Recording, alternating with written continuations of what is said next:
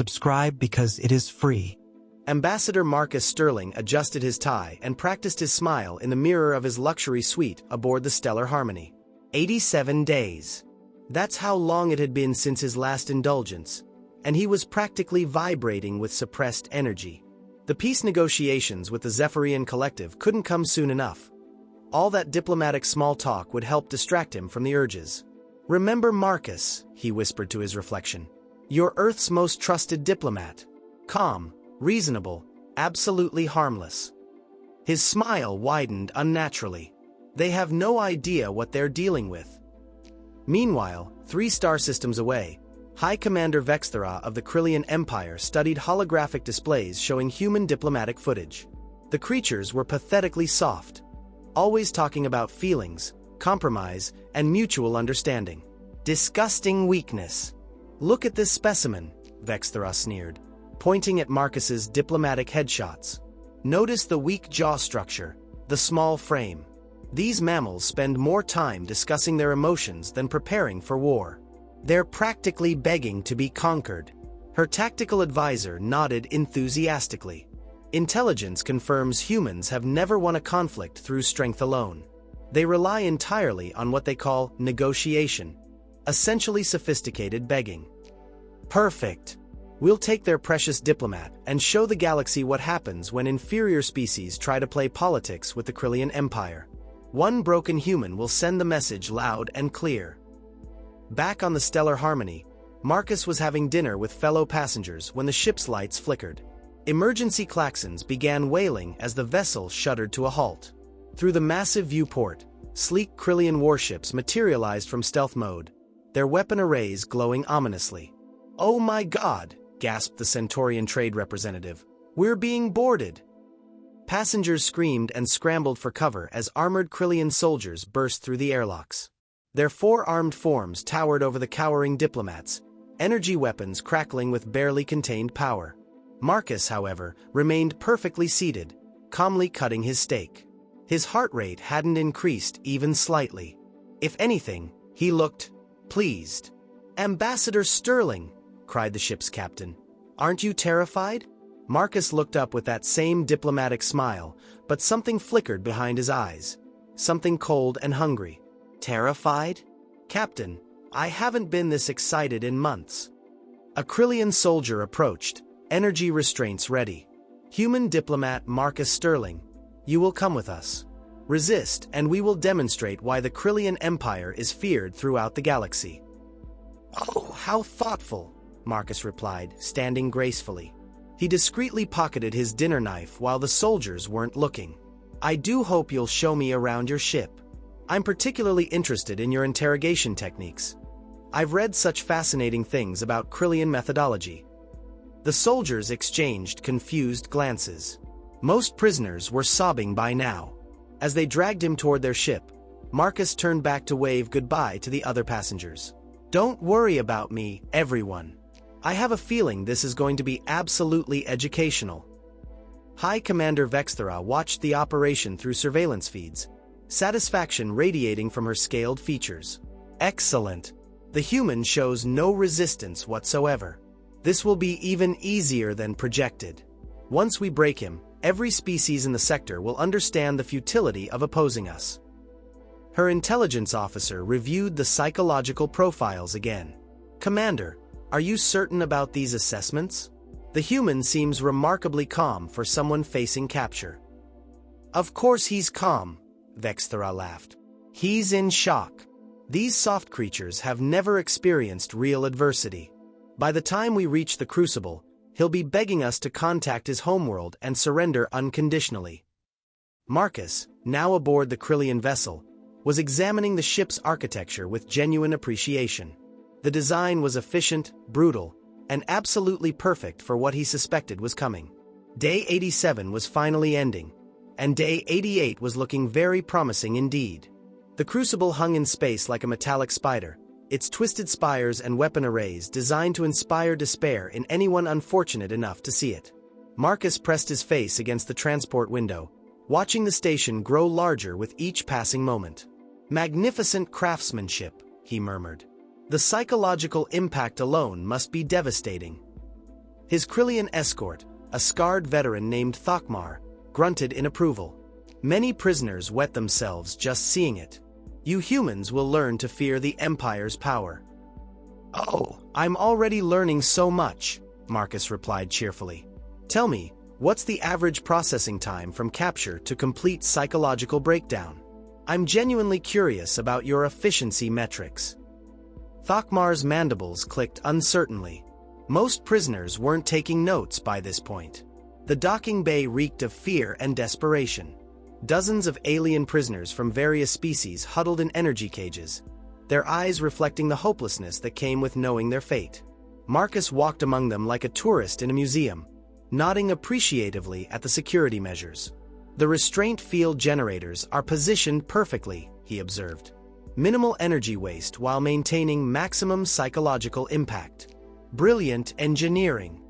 Chief Interrogator Zach Moore awaited them in the facility's main corridor.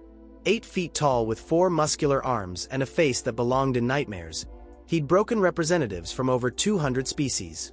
His voice rumbled like grinding stone as he introduced himself. Human, I am Zach Moore. I have torn information from the minds of Andromedan war chiefs, shattered the will of Centaurian battle commanders, and reduced Zephyrian mystics to babbling wrecks.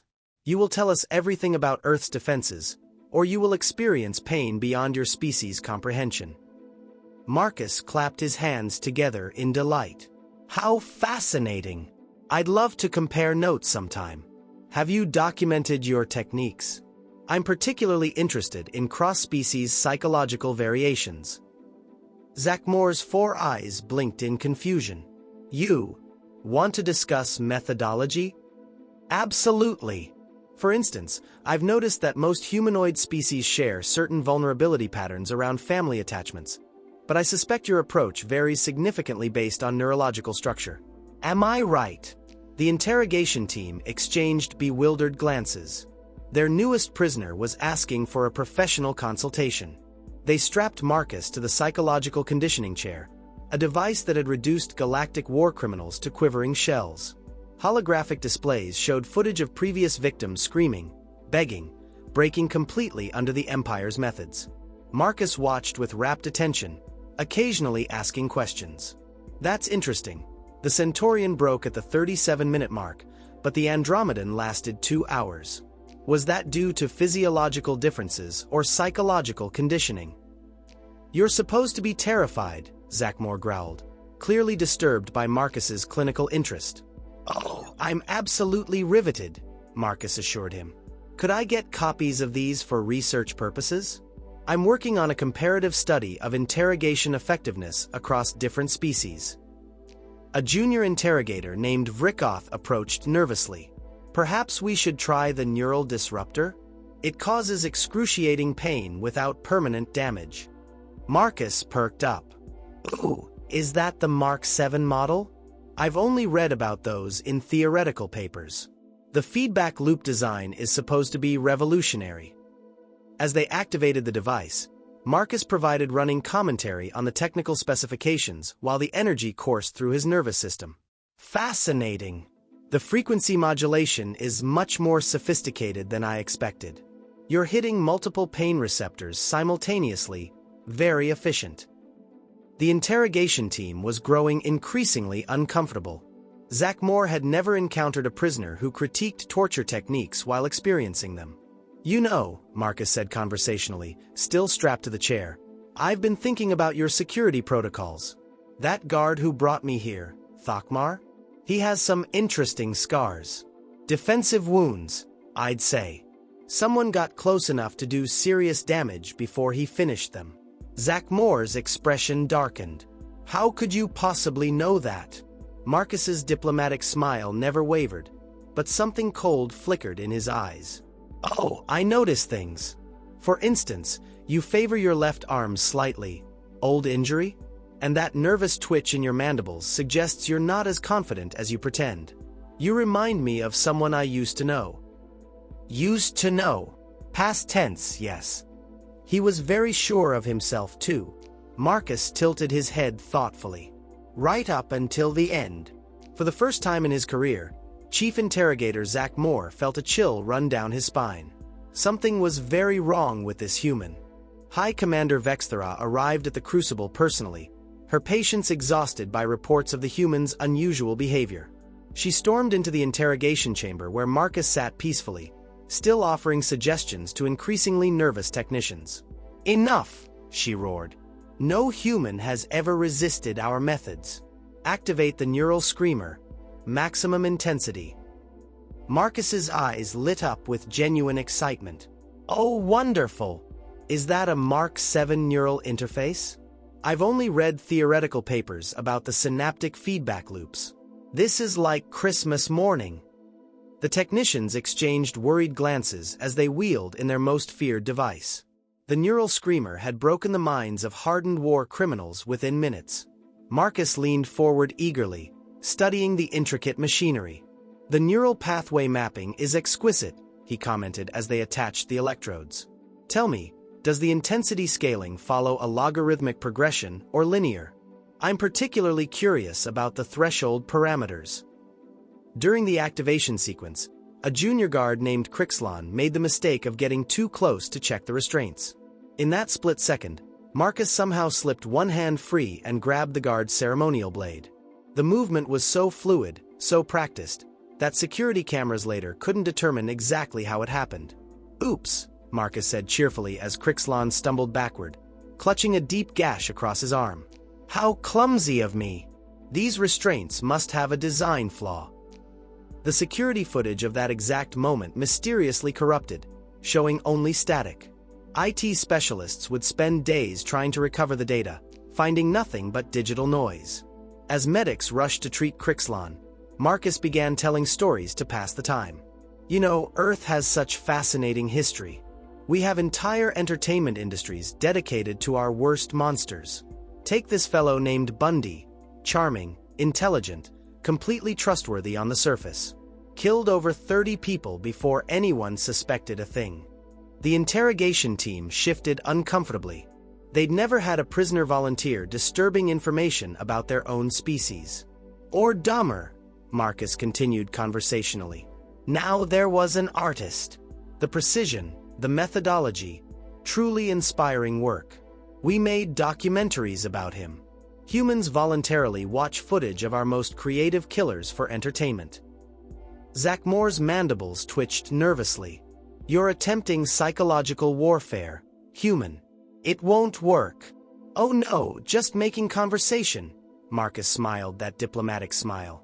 "Although I am curious, Zachmore, that's an interesting name.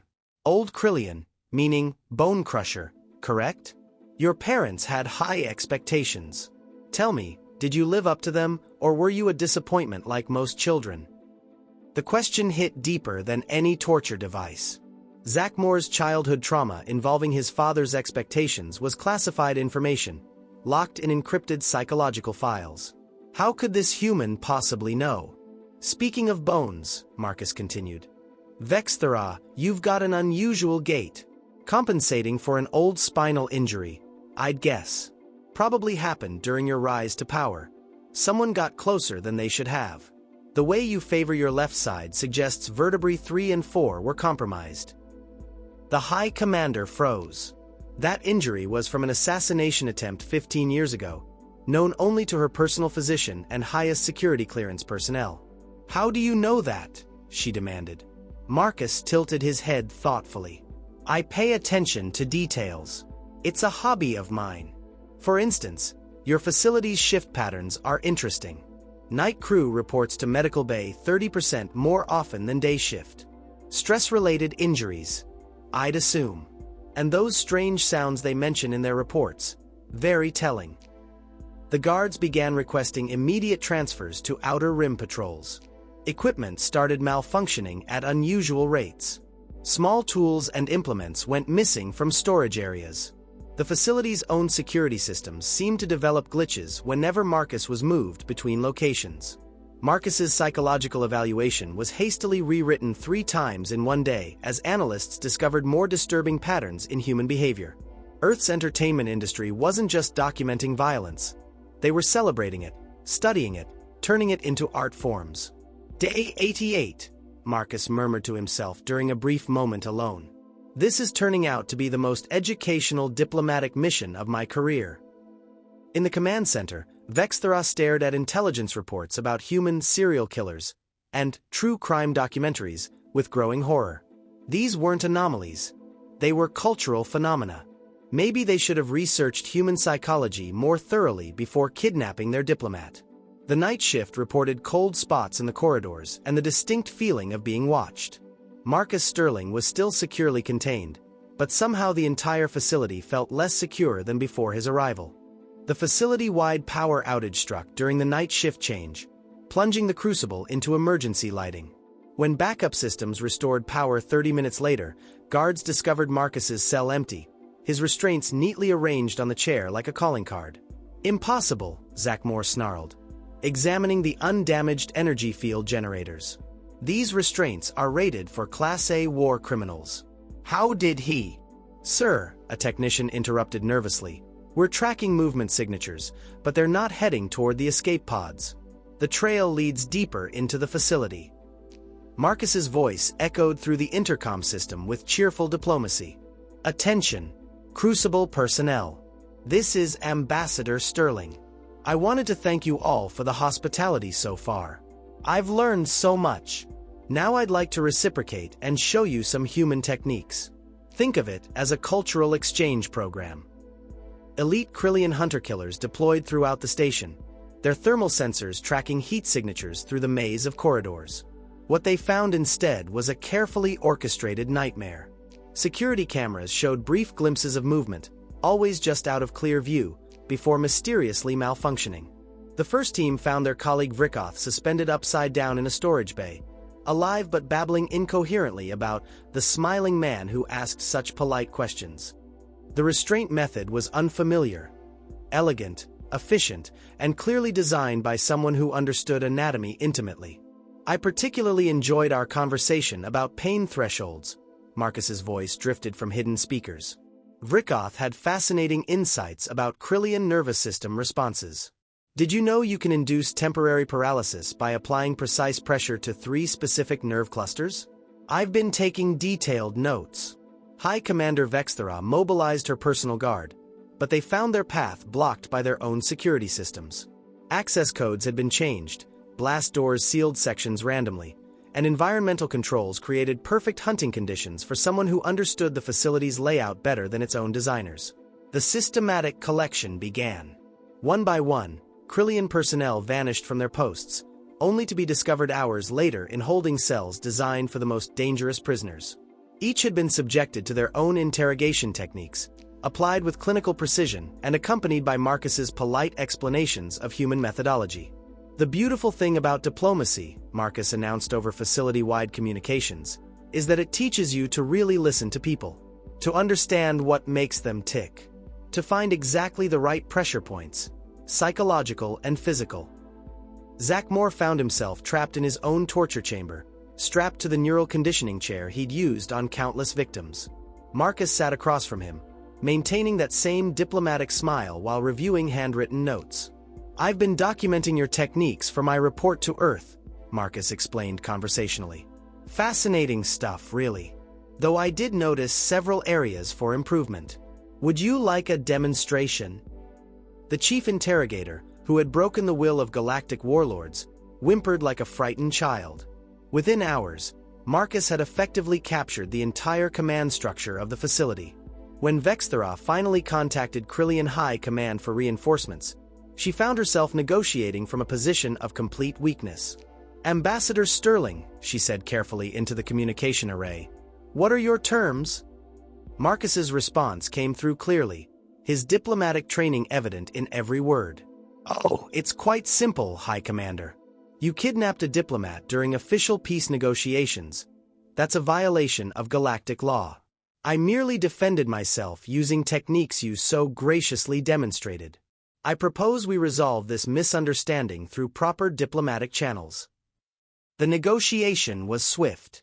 Safe passage home, complete diplomatic immunity, and a formal treaty recognizing Earth's sovereignty. In exchange, Marcus would release his research subjects, and agree that this cultural exchange never officially occurred. As Marcus boarded the transport back to human space, He waved cheerfully to the traumatized Krillian crew. "Thank you all for such an educational experience. I'll be sure to mention your hospitality in my diplomatic reports." His final log entry was succinct. Day 89. Diplomatic mission successful.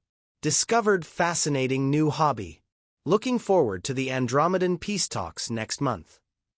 The Krillian Empire immediately ratified all pending human treaties and issued a classified directive. Humans do not engage under any circumstances. Their intelligence files were updated with a single note: species assessment, extreme psychological threat. Recommend maximum avoidance protocols. Marcus Sterling returned to Earth as a decorated diplomat, his techniques classified at the highest levels. He'd proven that sometimes the most dangerous weapon was a smile and the patience to listen.